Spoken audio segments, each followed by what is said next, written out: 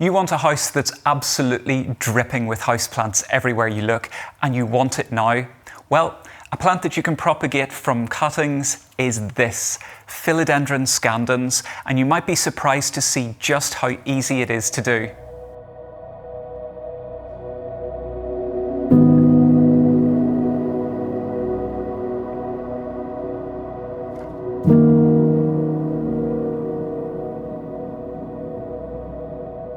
Today I'm going to show you how to make loads more new baby plants of what must be one of the most popular houseplants at the minute, Philodendron Scandens.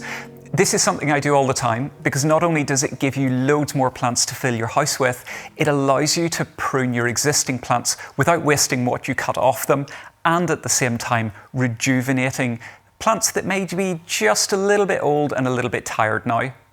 Now you're going to need a few bits of equipment, but nothing too technical. You'll most likely have everything you need already in your home. First, you'll need a pair of scissors, secateurs or a knife. Now, normally I would favour a knife, but for philodendrons, scissors will work perfectly. Then, as well as that, all you need is a small jam jar and a few small pots filled with a nice, loose, open, free-draining compost. This setup will be perfect for starting cuttings and for potting on.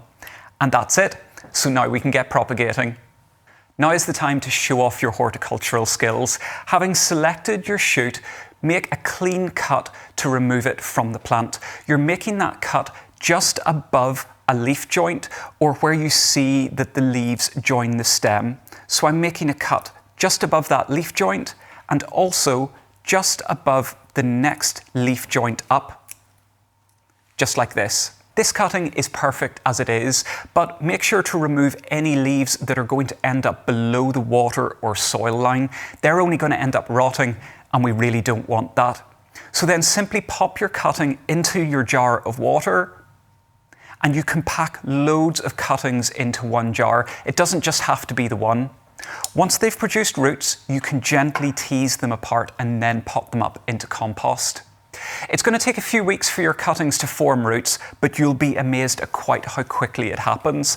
As this happens, change the water regularly to keep everything nice and fresh for your cuttings. Once the cuttings have a nice little root system on them, just like these, take a small pot with some compost and using the longer part of each stem, gently push this into the compost. This is going to help keep each cutting stable.